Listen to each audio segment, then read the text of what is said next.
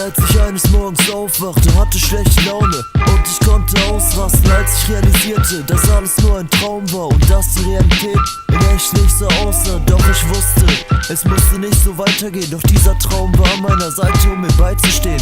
Wollte ihn ausleben und nicht nur, wenn ich nachts schlafe, mich nicht mehr aufregen und im Kopf diese Erdbeben. Möchte Hip-Hop machen und dann zeigen, dass ich's kann.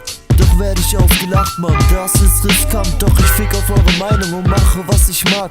Mach weiter, hat mein Bauchgefühl gesagt, also tu ich, was es sagt und ich gebe nicht auf. Scheiß auf die Hater, die nehm ich gerne in Kauf. Mache die Musik nur für mich, sonst für keinen. Und wenn du sie nicht pumpst, Digga, dann hau rein.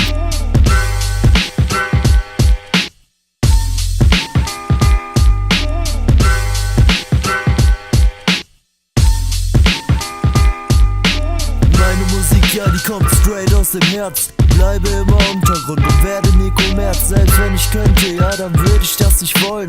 Lieber unbekannt, als so viele Spaßes, die mich an Hip-Hop nennt sich das, was ich hier mach.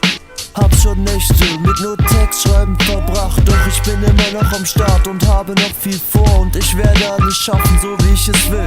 Vielleicht wie Be Real oder Doc von Cypress Hill, vielleicht auch nichts, doch egal wie es geschieht. Denn ich mach meinen Rap nur aus Liebe zu den Beats und nicht für pseudo-harte Tracks übern Kiez. Denn das ist in meinen Augen nicht mehr als mega wack.